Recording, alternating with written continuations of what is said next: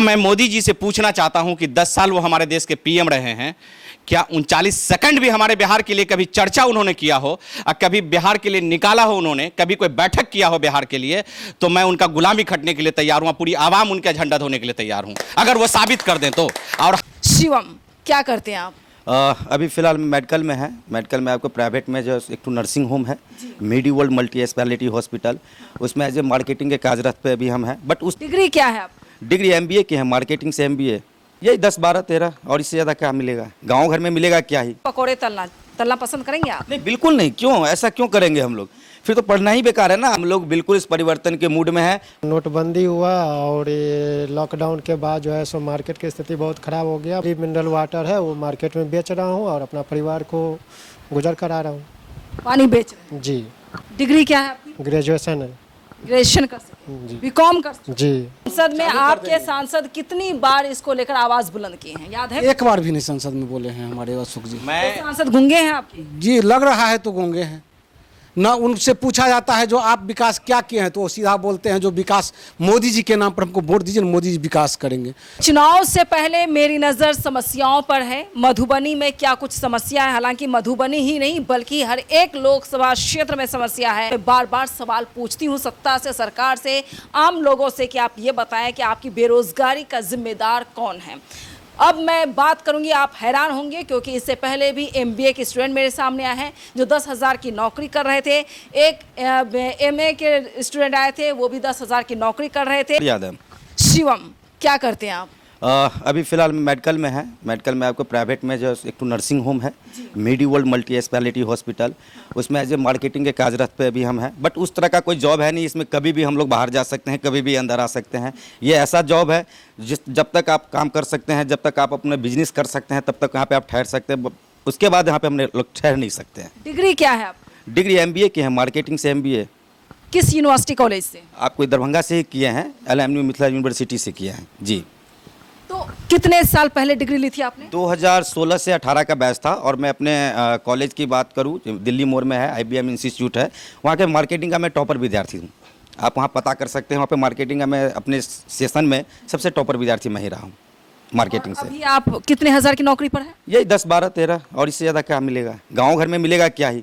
यहाँ पे जॉब के लिए कुछ है नहीं, तो संयोग बस एक हॉस्पिटल खुला और उसमें हम लोग काज करने लगे और अपने तरीके से उसको चलाने लगे।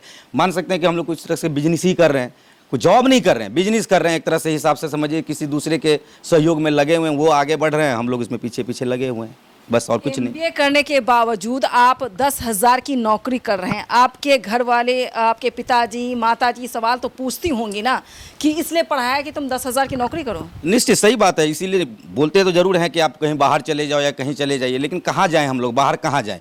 बाहर भी जाएंगे तो क्या मिलने वाला है, क्या नहीं मिलने वाला है। यहाँ पे अगर हमारे बिहार में अगर किसी इस तरह की अपॉर्चुनिटी होती हम लोग के लिए, कोई ऐसा संस्था होता है या कुछ इस तरह की नौकरियां हम लोग के यहाँ पे मिलता है, जैसे कि पहले मिलता था। 2014 के पहले की बात करूँ, मेरे गांव में ही, मेरे समाज में मेरे एक भैया थे, वो भी MBA किए थे। मैं उनको देख के ही इंस्पायर हुआ था और उनको देख के ही मैं सोचा कि मैं भी MBA करूँ और जाके जॉब करूँ। वो अभी अब स्वास्थ्य विभाग में अभी जो प्रबंधक के रूप में, मैनेजमेंट के रूप में वो वहाँ पे पोस्टेड हैं।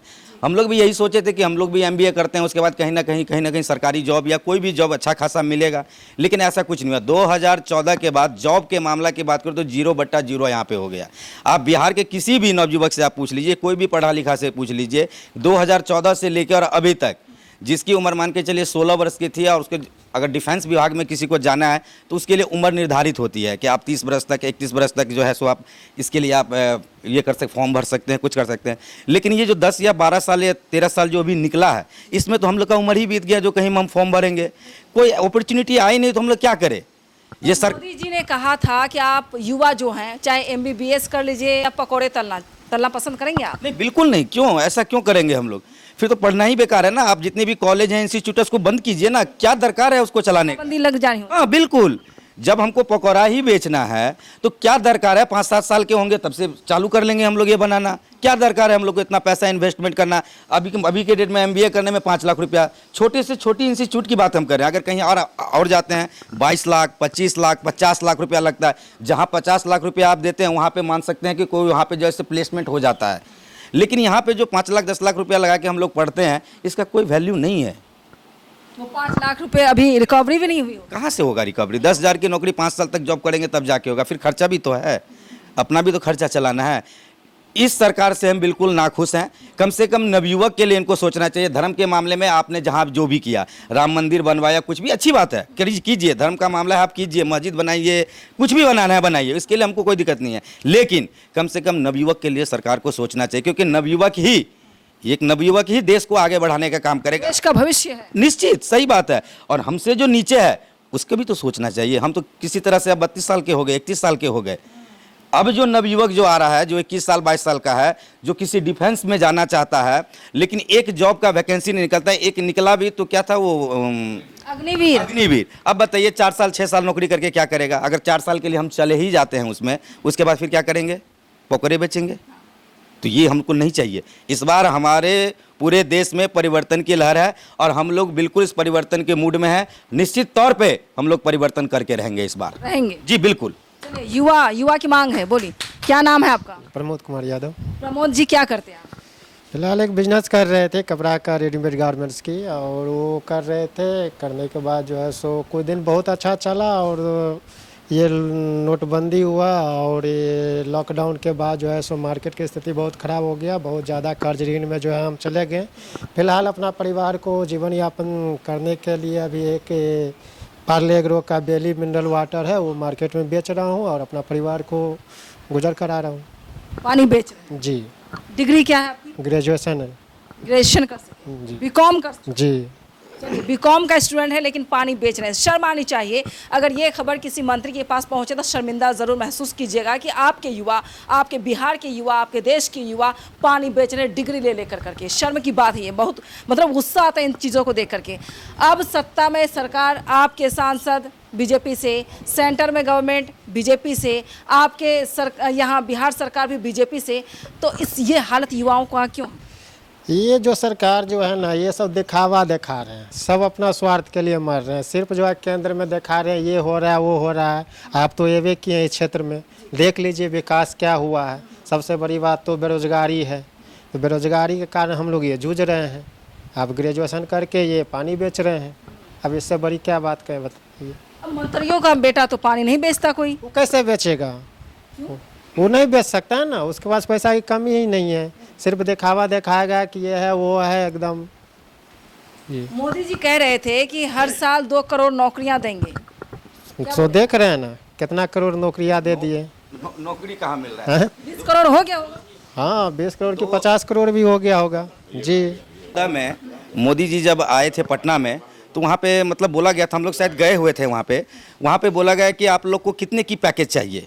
50 करोड़, 75 करोड़, 80 करोड़, 90 करोड़, 100 करोड़ नहीं, चलो तुम लोग को 150 करोड़ बिहार वासियों के लिए दिए और 2 करोड़ नौकरी देंगे। अब बता दीजिए ना, आप घूम के देखिए, नवयुवक में घूम के देखिए, किसी से पूछिए कि कितने नवयुवक को जो है सो नौकरी मिली है। 2 करोड़ का मामला है, कहाँ मिला है? और वो 150 करोड़ जो बिहार के लिए आप दे रहे थे वो कहाँ गया? नीतीश जी सरकार जब मैं आए थे, नीतीश जी बोले हुए थे जबकि हम बीजेपी या इसके दिनों के गठबंधन में आएंगे तो बोले थे कि बिहार को विशेष राज्य का दर्जा दिया जाएगा। क्या हुआ? 14 साल बीत गया, 10 साल बीत गया, कहाँ गया विशेष दर्जा? कहाँ गया? ये सब सिर्फ जुमलेबाजी है। ये सिर्फ मार्केटिंग, ये लोग बीजेपी वाले जो हैं सिर्फ ओनली फॉर मार्केटिंग करते हैं। और एक बिल्कुल जो सर्विस मार्केटिंग होता है, रोड शो मार्केटिंग, वही मार्केटिंग कर रहे हैं। हम लोग मार्केटिंग का बंदा है, हम लोग जानते हैं कि मार्केटिंग किस तरह से की जाती है। बीजेपी ओनली फॉर मार्केटिंग करती है और कुछ नहीं। अच्छा मैं बता दूं कि अभी 17 या 18 महीना के आरजेडी और नीतीश जी का जो गठबंधन हुआ था, मैं उससे खुश था। इसलिए खुश था, कम से कम 1.5 लाख को नौकरी तो मिला। आज के हाँ बिल्कुल मिला, 5 लाख को मिला, 1.5 लाख हर जगह हम लोग देखे हैं। मेरे गांव में कोई भी कास्ट हो, मुस्लिम हो, हिंदू में बहुत सारे कास्ट है, जो भी कास्ट है, मैंने देखा है कि नौकरी सबको मिला है, सब खुश है। जितने भी टीचर हमारे गांव में है सब खुश है कि कम से कम नौकरी तो मिला, कम से कम टीचर के नाम पे ही। और जो 17 महीने का जो था, मैं मेडिकल लाइन से हूँ, प्राइवेट से ही हूँ, मैं यहाँ पे आपको मैं DMCH गया था, मैंने वहाँ पे देखा 95% तेजस्वी जी की सरकार में 95% दवा भी अंदर में मिल रही थी नहीं। और बिल्कुल भी व्यवस्था, काफ़ी अच्छी व्यवस्था हो गई थी सरकारी में। मेरे घर में कोई प्रॉब्लम हुआ तो मैं सरकारी हॉस्पिटल में ले गया, जबकि मैं प्राइवेट में खुद ही हूँ, मैं करवा सकता था। लेकिन वहाँ की व्यवस्था मैंने देखा, सिर्फ इस 17 महीने में जो परिवर्तन हुआ था काफ़ी बेहतर हुआ था। मैं चाहता हूँ कि तेजस्वी जी फिर से हमारे बिहार में आए। नवयुवक हैं वो, हमारे लिए ज़रूर वो सोचेंगे। जरूरी नहीं है कि मेरे लिए सोचे, सब नवयुवक के लिए अगर सोच लेते हैं तो मैं भी उसमें खुश हो जाऊँगा। चलो, आरजेडी वालों ने 1 करोड़ नौकरी का वादा किया है अभी। आपके मधुबनी में मिल है लेकिन खंडहर में तब्दील हो गया है, कोई देखने वाला क्यों नहीं है उसको? ये तो जब से मिल का जो गिर गई मिल, जब से बंद हो गई तब से तो फिर सरकार बीजेपी की आई। माने आप इससे पहले आरजेडी का भी था बिहार में, उसके बाद बीजेपी का आया, फिर भी कोई भी देखने वाला नहीं, ना आरजेडी देखने वाला ना बीजेपी देखने वाला, तो बंद हो गया सब मिल।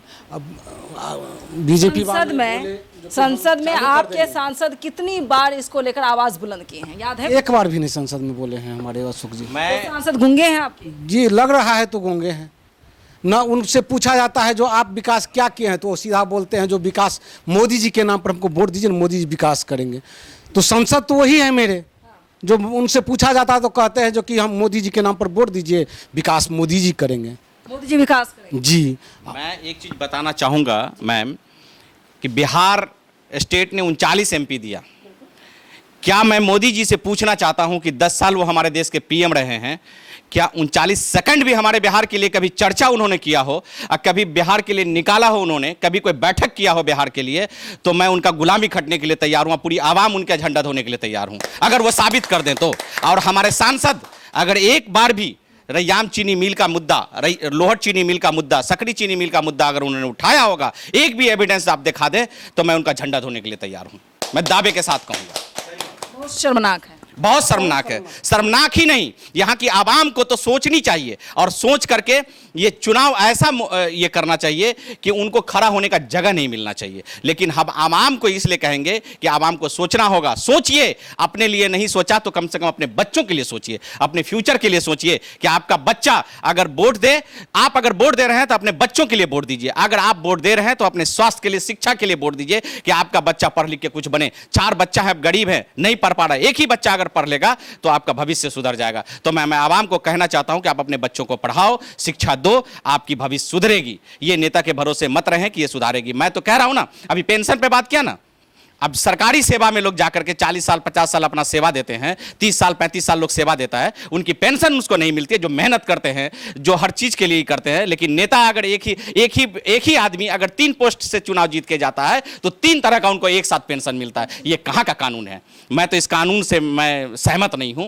ये कानून चेंज होना चाहिए, कानून चेंज होगा। युवा जागरूक हो चुका है, युवा बदलाव की ओर है और ये कानून चेंज होगा। और जो हमारे देश के बॉर्डर पे लड़ता है ना, जो जवान लड़ रहा है, जो हमारा बेटा, हमारा भाई, हमारे समाज का जो बेटा वहां लड़ रहा है ना, उसकी सुरक्षा की गारंटी जरूर होगी। मोदी जी की गारंटी कोई नहीं है, सुरक्षा की गारंटी जरूर है।